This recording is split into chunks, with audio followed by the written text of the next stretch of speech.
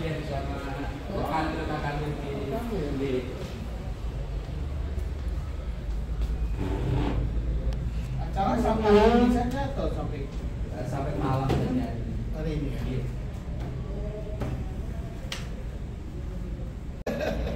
Berapa acara di Jogja? Wah, Di sini dulu, kemudian Pak Paripurna guru besar di UGM. Nah itu masih kuliah. SOP kan, kita nggak bisa ketemu di sini. Iya, Pak kemarin di apa namanya? Oh iya. Di Lampung kayaknya. Nggak bisa ikut. Ini bukan Rob yang hadir. Iya. Semaratungga. Betul. Semaratungga sama Sriwijaya. Sriwijaya. Ya. Sudah kapan nyampe? Kemarin Asu. Kemarin. Antul kapan? Kemarin. Cuma nggak bisa hadir di Prambanan karena capek banget dari Lampung. Pak Dirjen udah Sama staf khusus menteri, telepon menterinya mendadak sih kita teke. Itu TV ada, diundang. TV nasional. TV nasional.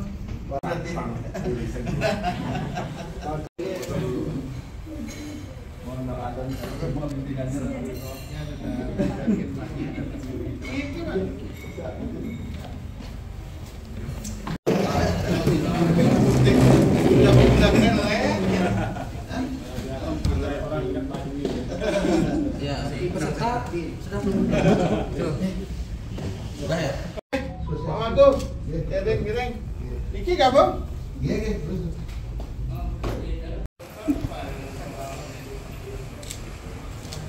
Ditunggu di Lampung kemarin. Mungkin diundang padahal sama Pak Badil. Iya katanya mau kerja sama. Iya. Gimana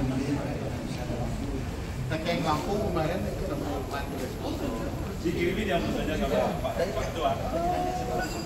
Dari Palu ya. Sira nih yang meninggal di Palu Pak. Pengdimas Palu ya. Palu ya. Oh katanya waktu itu yang kesana dia cuci darah ya. Oh yang ganti kan ibu itu.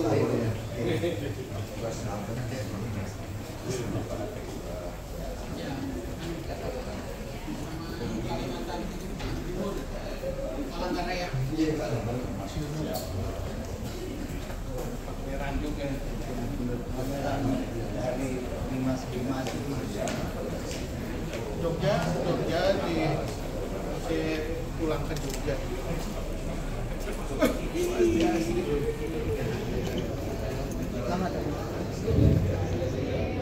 Baik, selamat datang kepada tamu undangan dan seluruh peserta seminar. Loh, ada. Selamat datang kepada tamu undangan serta seluruh peserta seminar nasional manuskrip keagamaan Nusantara dan Festival Literasi Keagamaan tahun 2023.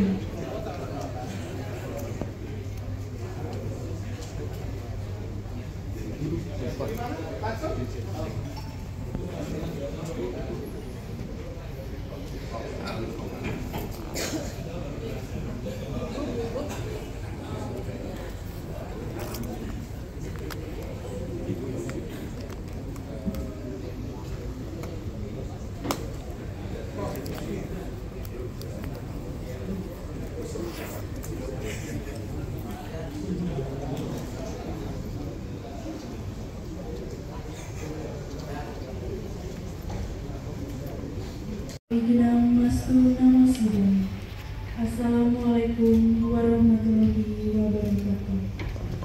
Shalom, namo buddhaya, salam sejahtera bagi kita semua, salam kebajikan. Kepada yang terhormat Bapak Ari Payana selaku Koordinator Presiden Republik Indonesia, yang kami hormati Bapak Direktur Jenderal Bimbingan Masyarakat Hindu Republik Indonesia, Bapak Inanah Wija, serta seluruh narasumber dan peserta Seminar Nasional Manuskrip dan Festival Literasi Keagamaan tahun 2023 yang kami banggakan.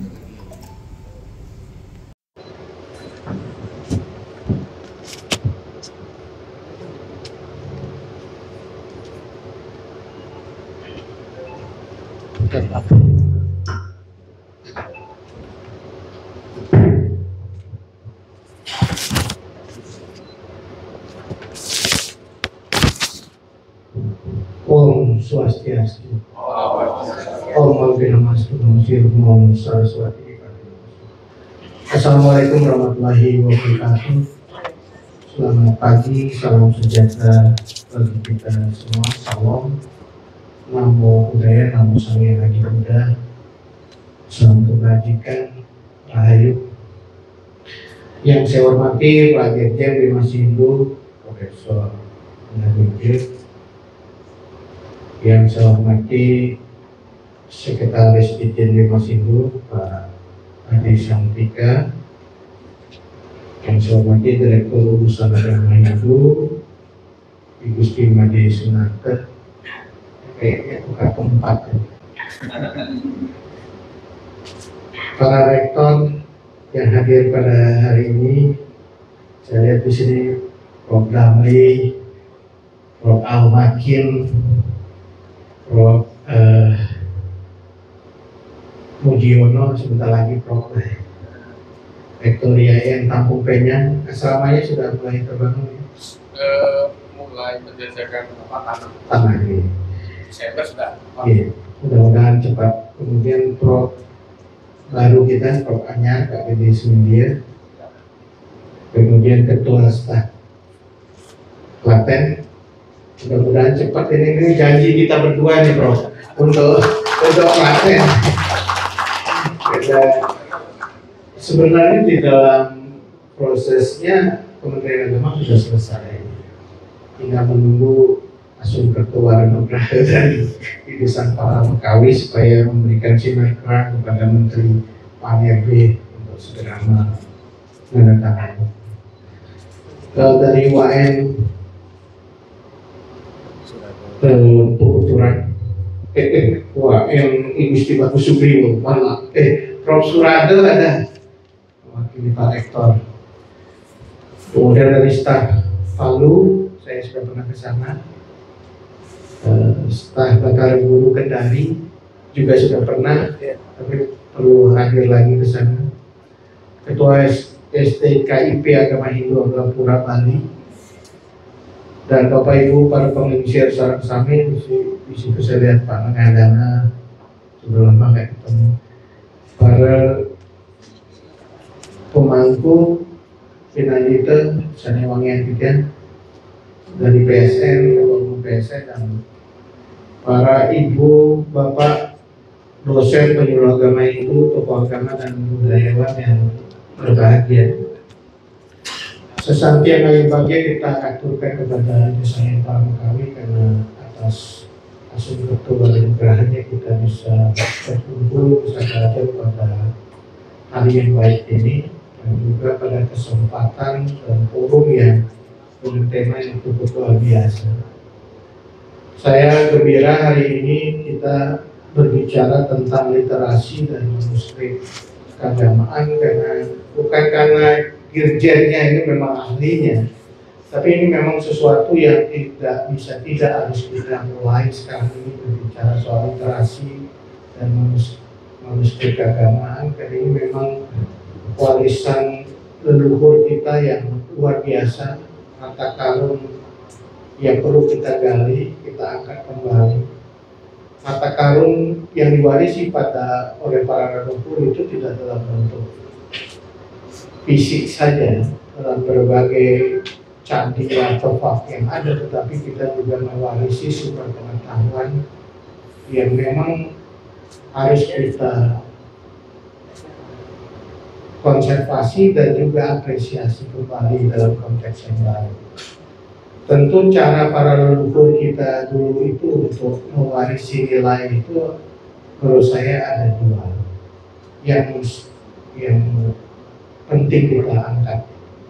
Ada yang menyebutkan dalam kasanah Jawa itu kitab garing dan kitab teles.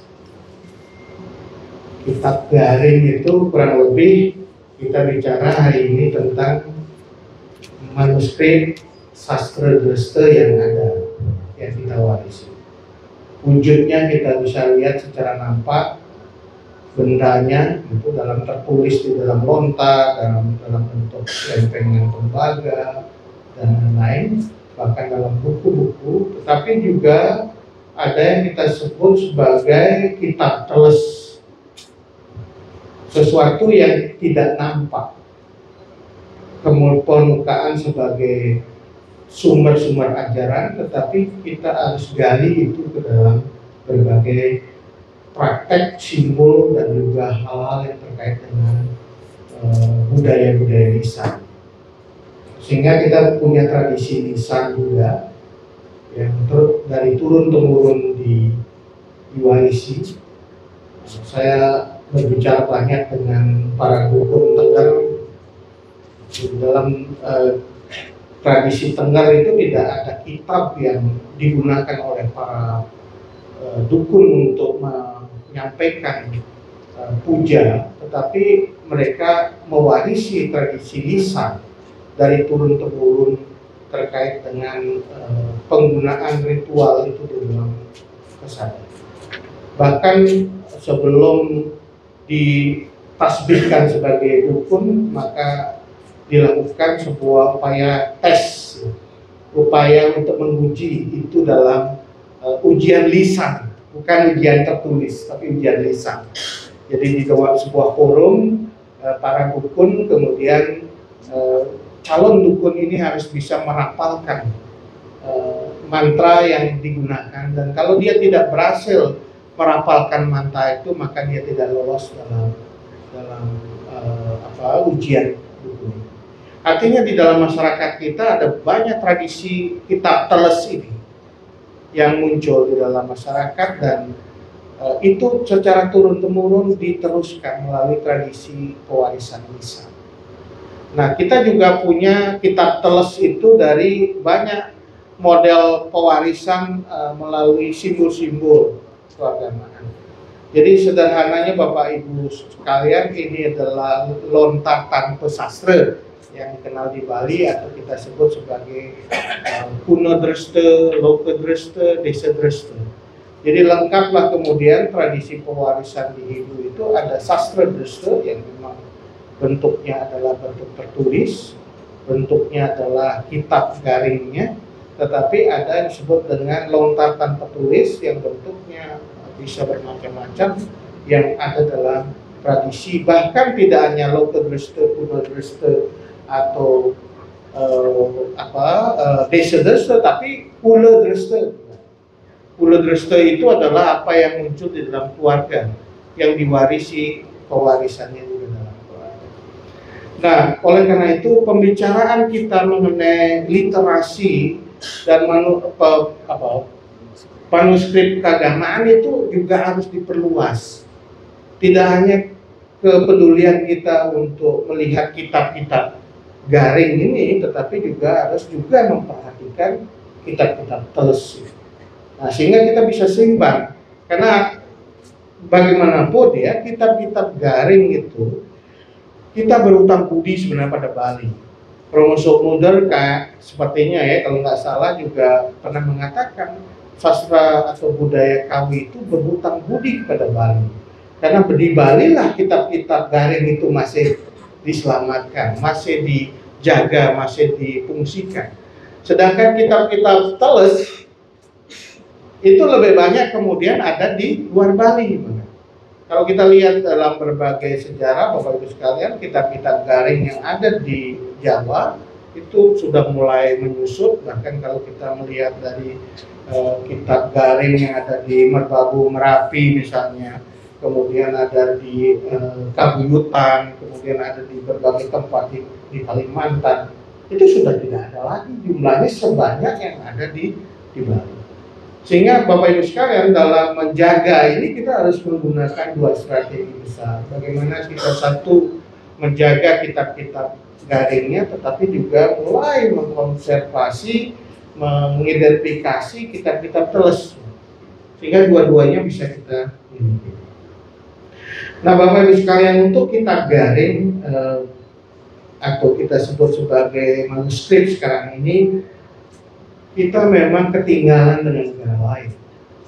Kalau di negara-negara lain, bahkan itu di negara-negara seperti di Eropa, itu bisa jutaan manuskrip yang bisa dikonservasi. Data yang saya miliki dari Perpusnas masih dalam hitungan puluhan ribu, maksimal ratusan ribu, belum sampai jutaan. Di India kita juga bisa atau mampu mengkonservasi jutaan manuskrip. Ini luar biasa perbandingan gap yang kita miliki. Yang dikoleksi oleh Perpusnas kita 10.300 manuskrip. Dan Perpusnas mengidentifikasi sekitar 26.000 naskah itu ada di luar negeri. Baik itu di Belanda, di Jerman, di Prancis, itu sekitar 26.000. Bandingkan 26.000 di luar negeri, 10.000 di Perpusnas. Kan jauh banget. Nah, itu artinya kita punya PR yang cukup besar untuk mulai mengidentifikasi, menginventarisasi manuskrip-manuskrip yang kita miliki. Saya yakin itu yang sekitar 10.300 itu yang di Perpusnas itu hanya sebagian kecil, karena ada manuskrip-manuskrip yang disimpan di berbagai tempat. Apakah itu di Gedung Kertie, apakah itu di Perpustakaan di Denpasar, ada di Griyo, di Puri, di perumahan. Jadi di keluarga itu masih banyak manuskrip-manuskrip yang kita miliki. Oleh karena itu ada proyek nasional, proyek besar dari kita untuk menginventarisasi manuskrip ini, baik di level lembaga-lembaga pemerintah seperti Perpusnas, tapi juga ada di luar negeri dan juga di keluarga. Syukur kita bisa memiliki semacam simpul utama atau semacam keranjang besar lah yang menampung semua identifikasi naskah yang ada. Jadi ada semacam hub ya yang bisa kita jadikan sebagai simpul. Tidak perlu lontarnya, tidak perlu manuskripnya dibawa ke satu tempat. Tetap ada di keluarga-keluarga, tetapi kita tahu bahwa di keluarga itu tersimpan manuskrip yang dengan tema tertentu. Karena kita tahu juga tidak semua manuskrip itu di keluarga itu langka. Di masa lalu orang bikin salinan lontar. Jadi bisa saja salinan lontarnya banyak. Tema-tema spesifik mungkin sedikit. Nah, ini perlu kita identifikasi menjadi sebuah proyek besar nasional untuk menyelamatkan manuskrip yang kita miliki, terutama kalau kita bicara di agama Hindu, Bimas itu adalah manuskrip keagamaan. Nah, kalau kita bisa identifikasi lebih tajam, maka kita bisa melihat kriteria manuskrip keagamaan apa saja.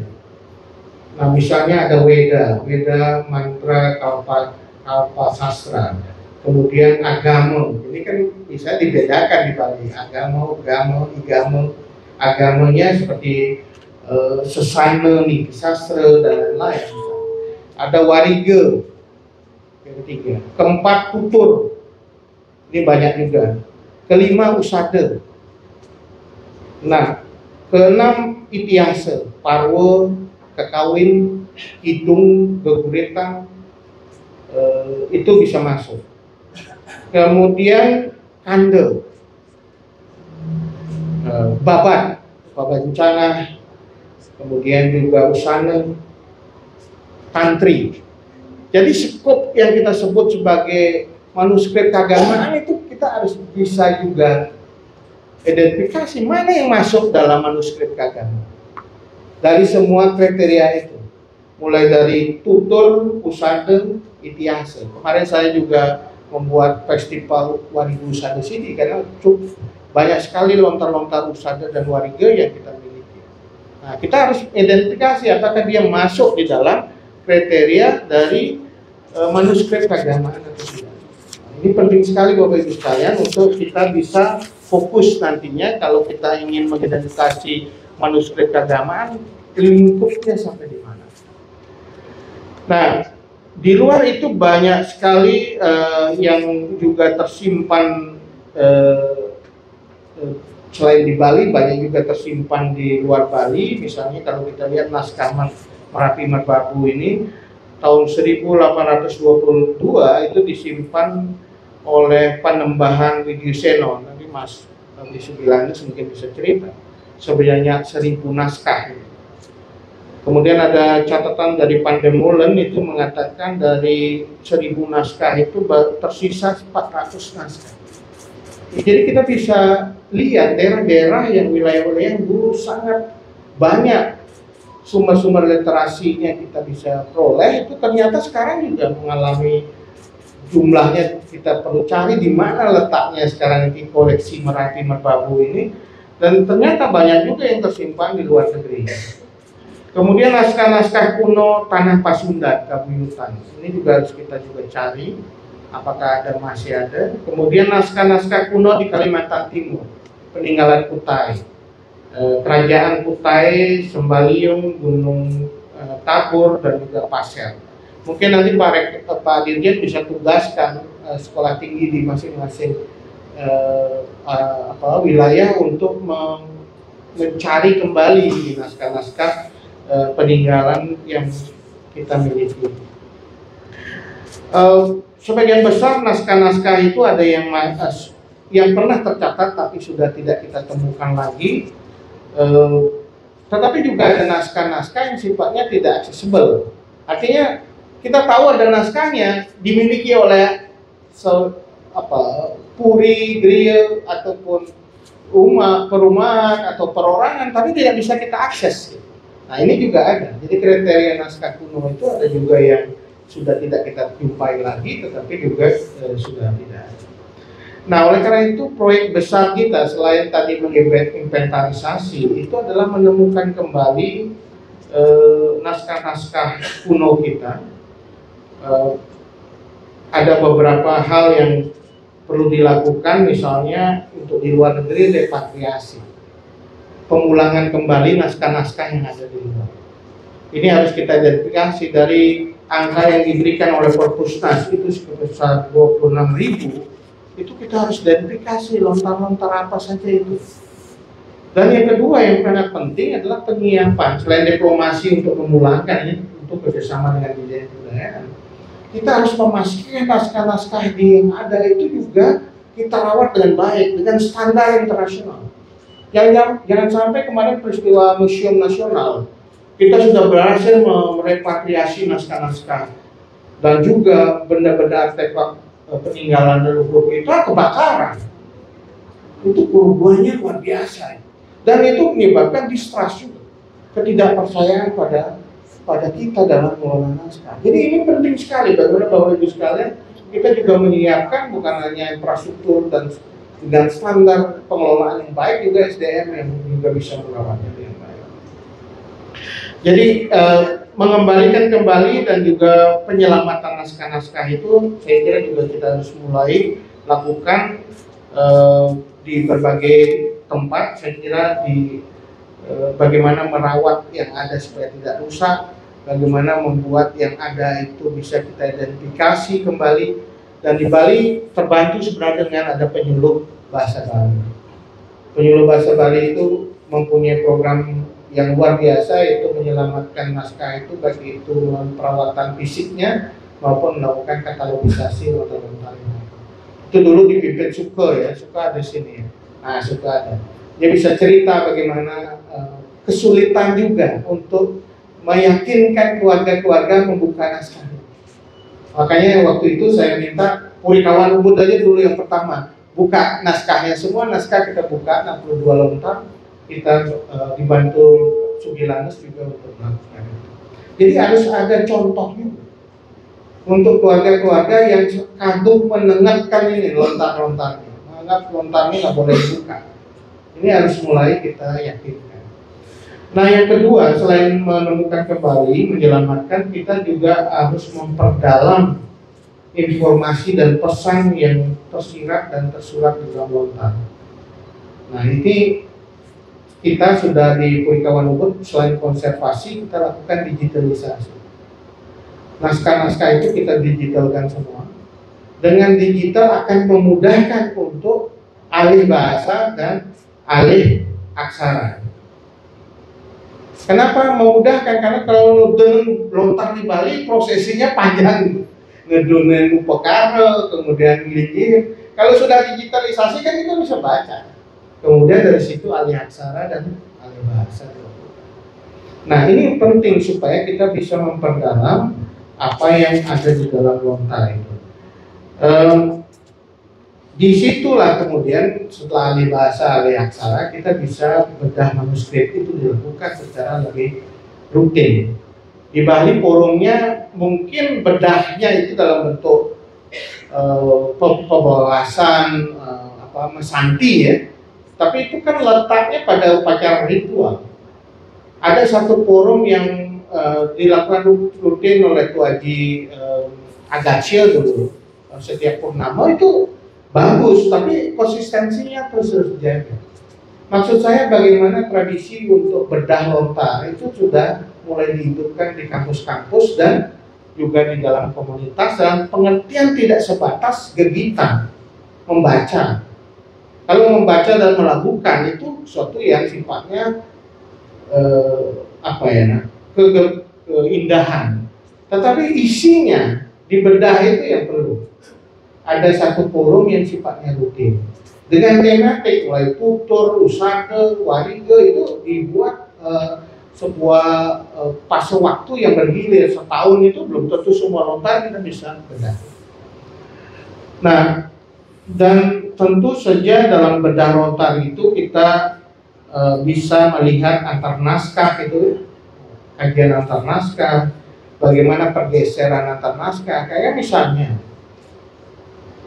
Urespati Kalpo dan juga berbagai lontar yang kemarin juga Andrea Kri ada itu mengenai singoistik di Bali. Ada perbedaan antara teks yang berkembang misalnya di suatu tempat di India tentang lontar-lontar, bukan naskah-naskah kuno terkait dengan ajaran-ajaran Siwa, itu dengan naskah yang berkembang di Bali yang diwarisi dari Singosari, Kediri, dan Majapahit. Ada penggalan-penggalan yang hilang misalnya. Ada hal-hal yang sifatnya masuknya interpretasi lokal. Karena ini kajian antar teks ini menarik. Karena kita bisa merunut lagi ini deviasinya seperti apa naskah-naskah yang ada ini. Karena kita tidak bisa serta-merta ansih mengatakan naskah ini warisan ini yang benar. Karena kan ada penulis. Nah ini kita hargai sebagai duen ide betara leluhur, tetapi kita harus juga lihat bagaimana waktu di masa itu beliau mencoba mengambil dari naskah yang sudah ada, karena menjawabkan biasa manto yang terjadi pada masa di sana itu banyak sekali upaya untuk mengalih aksarakan dan mengalih bahasakan dari Sanskerta ke Jawa kuno. Nah, di situ ada kemungkinan hal yang diambil, ada yang tidak dipakai gitu. Nah, itu menarik sebenarnya kajian ini. Filolog banyak sekali harus mengangkat soal ini. Kemudian juga kajian konteksnya, kajian tentang penulisnya. Karena banyak sekali di masa lalu, di masa Singosari, Kediri, penulis yang mengubah itu, siapa itu kita tidak pernah pelajari. Tanakung, Pun Tanakung, apa betul Ibu Tanakung? Beliau itu siapa? Mulai dari Tantulah,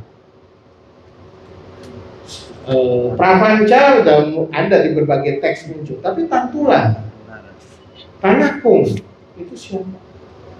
Kemudian juga kaitannya dengan konteks saat itu, dan juga bagaimana kita juga bicara soal kaitan dengan kitab teles ya, antara teks dengan tradisi yang berkembang. Nah ini kajian yang perlu dihidupkan Prof, untuk membuat lontar itu mulai tidak hanya dalam pengertian apa yang disebutkan di dalam lontar, tetapi juga dikaitkan dengan teks lain, dikaitkan dengan konteks, dikaitkan dengan tradisi, dikaitkan dengan Nah, yang ketiga, setelah kita bicara memperdalam informasi dan juga pesan, kita perlu saintifikasi, memberikan manfaat, kontribusi, dampak dari lontar tersebut. Itu fase berikutnya yang penting. Karena bagaimanapun kalau informasi dan pengetahuan yang disimpan di dalam lontar hanya dibaca, diapresiasi bahwa kita punya warisan tanpa ada proses lanjutan, itu akan tidak berguna dan bermanfaat bagi kehidupan dan kemanusiaan. Oleh karena itu saintifikasi ini penting. Misalnya contohnya lontar usada. Ini yang saya lakukan kemarin dalam program Festival Warigo Usada sini. Bagaimana lontar-lontar usada, baik itu terkait dengan taruh permana, baik itu terkait dengan prana, dengan bebayuhan, itu kita saintifikasi dalam konteks ilmu pengetahuan modern, sehingga ada sambungan antara pengetahuan dalam tradisi ini dengan apa yang ada dalam ilmu modern. Bahkan kita menggunakan cara pandang atau logika modern untuk memperkuat ada yang dalam tradisi, sehingga tidak biner. Kalau Prof. Damri kan mungkin di UNI sudah mulai mengembangkan ini, gimana taruh permana yang muncul itu bisa memberikan basis bagi kemaslahatan, bagi kemanfaatan. Sehingga di Bali setelah itu muncul apa yang disebut dengan pelayanan obat-obat tradisional. Tapi PR kita masih banyak, mulai dari bagaimana itu diberi izin oleh BPOM, bagaimana Kementerian Kesehatan itu juga memberikan ruang bagi praktek-praktek pengobatan tradisional, bagaimana juga dokter-dokter tidak resisten terhadap itu. Karena resistensi itu pertama dari dokternya, rejim medis modern terhadap pengobatan tradisional. Sehingga cara-cara seperti di Jogja dengan Dewan Jamu itu bagus sekali, di mana pengobat tradisional ketemu dokter modern, Pemda masuk, swasta masuk, itu bagus sekali.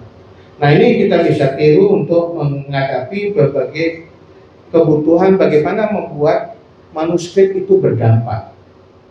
Nah, Bapak Ibu sekalian, kita juga harus dorong dalam saintifikasi itu lintas disiplin. Bagaimana membuat kajian-kajian terhadap lontar-lontar dan manuskrip itu juga dilakukan dari berbagai disiplin keilmuan.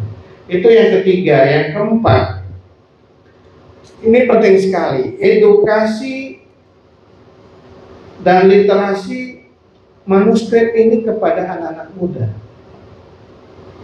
Karena sekarang ini cara kita untuk melihat manuskrip ini kan selalu dikelola oleh anak-anak, orang-orang tertentu, biasanya belingsir, baru kalau sudah tua baru pegang lontar gitu loh, kurang lebih. Kalau anak muda sekarang dunianya berbeda. Nah, ini harus kita dorong bagaimana anak muda terlibat di dalam kepedulian terhadap manuskrip-manuskrip keagamaan. Ya, ada berbagai cara. Pertama adalah bagaimana alih wahana itu dilakukan. Jadi manuskrip itu supaya nyampe ke anak-anak muda itu perlu media-media baru untuk mengenalkan. Saya punya proyek kemarin di Bali itu adalah bagaimana cerita rakyat satwa yang muncul dalam masyarakat kita ubah jadi film pendek. Inspirasinya di satwa itu, tapi dia jadi animasi dan film-film, supaya anak muda itu tertarik untuk mengetahui pesan yang muncul di dalam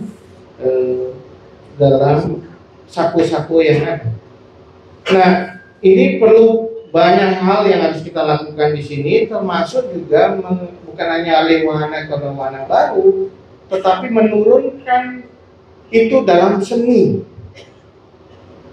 Saya kemarin bereksperimen juga dalam seni pertunjukan yang saya bangun di Bali, terakhir tentang Buddha Kecapi ini, Gamuh Buddha Kecapi, karena sudah lama seni kita itu tidak rujukannya sastra. Seni itu rujukannya ya orang indah, indah estetik. Makin kalau kita lihat seni di Bali banyak keindahan gitu, keindahan ya gerak, karena di situ ada wirasa, wiraga, wirama kan gitu biasanya. Tetapi tidak banyak seni kembali melihat sastra sebagai rujukan. Nah, padahal seni itu dulu selain tempat untuk mengekspresikan budaya ngaya, persembahan, tetapi juga ada pijakan sastra, ada pesan. Makanya kita harus mulai menggunakan media seni, makanya ada festival seni keagamaan itu. Tidak serta-merta merayakan keragaman budaya seni saja, tapi rujukannya harus ada sastranya. Sastra pengertian pesan apa yang dibangun dalam sastra yang diwujudkan di dalam seni itu. Nah, ini yang harus kembali kita bangun dalam tradisi berkesenian. Tidak hanya wirase dan wirame, wiragenya, tetapi juga ada satu takwil yang memang dijadikan rujukan.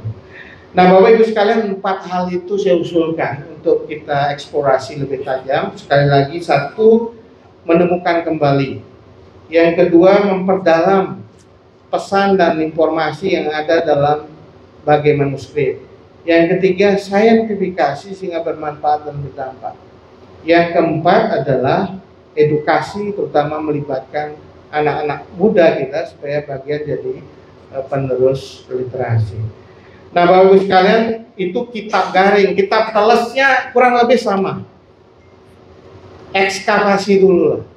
Kita ekskavasi, kalau orang arkeolog ekskavasi dulu pesan-pesan yang ada di dalam tradisi lisan, di dalam praktek-praktek keagamaan itu diekskavasi. Supaya kita tahu ini simbol-simbol apa yang dibangun. Dulu saya ingat tahun 1920-an ketika ada proyek untuk bertanya sebenarnya kitab suci kanon agama Hindu-Bali itu apa. Itu dia pusing juga itu waktu itu tim yang merumuskan kanon keagamaan Bali, karena di semua wacana kan prakteknya bermacam-macam, tapi orang tidak menelusuri sebenarnya dalam desa Mawacara itu esensialnya seperti apa. Nah, ini yang kita harapkan bisa muncul di dalam berbagai hal. Mohon Pak Dirjen bisa menugaskan ini dari berbagai institusi yang ada untuk menjalankan itu. Nah, terakhir ini perlu kolaborasi. Kolaborasi pertama adalah transdisiplin. Nggak bisa hanya filolog, arkeolog dilibatkan, sejarawan dilibatkan, kemudian juga antropolog dilibatkan, semua harus terlibat di dalam proyek besar ini. Kemudian lintas aktor, tidak hanya kita bisa melihat pemerintah saja, harus ada pelibatan komunitas, ada swasta, karena swasta juga yang tertarik dalam isu kebudayaan ini sudah mulai banyak. Dengan CSR mereka, dengan berbagai filantropis yang ada. Nah, yang ketiga adalah lintas ruang. Jadi ini proyek yang nggak bisa hanya lokal, harus nasional, harus internasional. Syukur kita bisa menjadi champion untuk proses penguatan literasi manuskrip keagamaan Nusantara ini menjadi contoh di dalam dunia. Festivalnya misalnya kita buat khusus untuk manuskrip Hindu Nusantara, itu bisa dijadikan satu rujukan penting. Nah, lintas generasi, tidak bisa hanya melibatkan lingsir mantan, harus juga melibatkan anak-anak muda. Jadi kolaborasi itu 4 hal: lintas disiplin, lintas aktor, lintas ruang, dan lintas generasi. Ini ya saya punika bersedia katur. Terima kasih atas kehadiran Bapak sekalian. Saya Sina Bapak Paramisati. Om.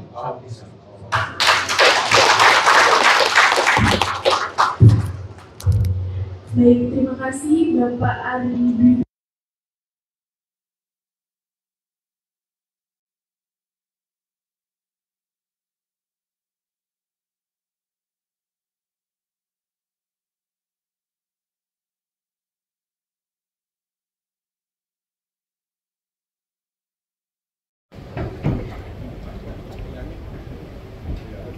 Oh, yang di sini ini dulu nih Mas. Lampunya dong. Dimohon berdiri. Lampunya dong Mas. Mas, tolong lightingnya dihidupin Mas.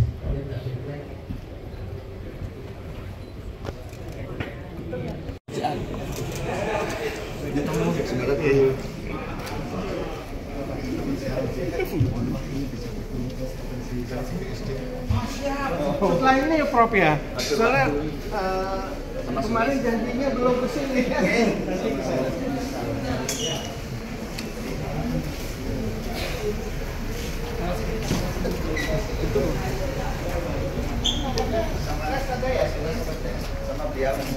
Yang Sriwijaya. Ya, baru ini. Jadi ini barusan kelar, baru mau naik mobil. Ya, ya, ya, ya nggak apa-apa, paling nggak salaman. Ya, ya.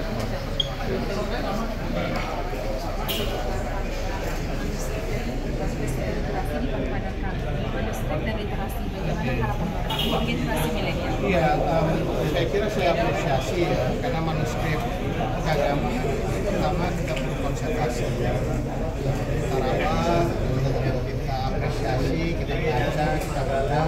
Kemudian juga anak muda yang belajar pedulian terhadap manuskrip keagamaan. Karena budaya kita yang pertama terutama ya harus kita bangun budaya literasi. Manuskrip yang sudah dirawat itu dibaca, kemudian kita diskusikan, dan nanti kita bisa alemana dalam media baru supaya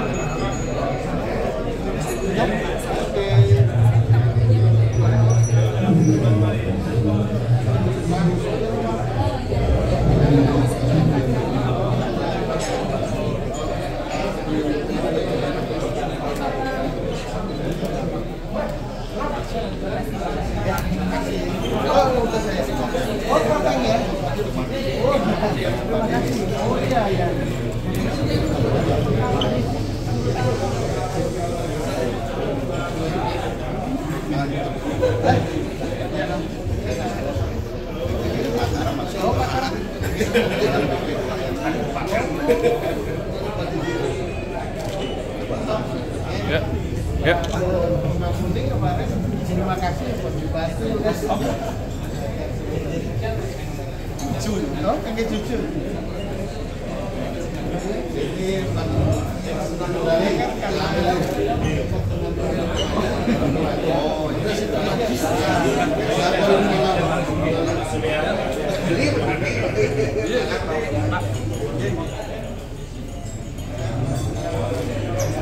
Ya, izin Pak, sudah ditunggu Pak. Ya. Wah, nggak apa-apa. Tunggu ya, siap. Ini sama-sama. Ayo tuh.